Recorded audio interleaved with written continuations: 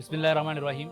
ईद उल अज़हा का मौका है और पूरी उम्मत मुस्लिमा आज सुन्नत इब्राहिमी भी अमल करते हुए जानवरों की कुर्बानी अल्लाह की राह के अंदर कर रही है।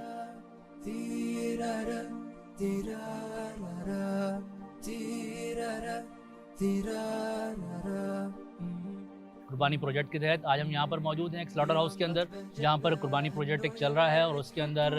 जानवर ज़िबा भी हो रहे हैं, उनका गोश्त भी बन रहा है और जहाँ से वहाँ पहुँचाने का इंतज़ाम भी किया जा रहा है।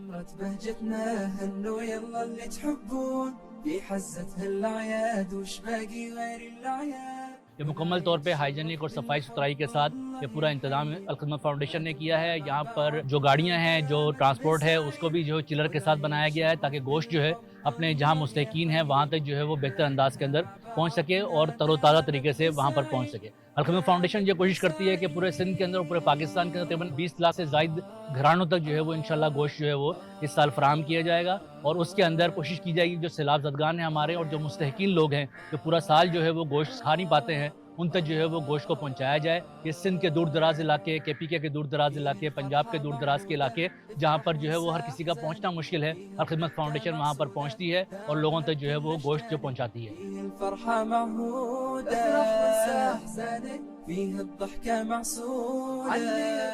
अल्लाह ताला से दुआ करते हैं कि अल्लाह ताला जो लोगों ने कुर्बानी की है उनकी कुर्बानियों को कबूल फरमाए और मुस्तहिकीन तक इस गोश्त को पहुंचाने की तौफीक अता फरमाए।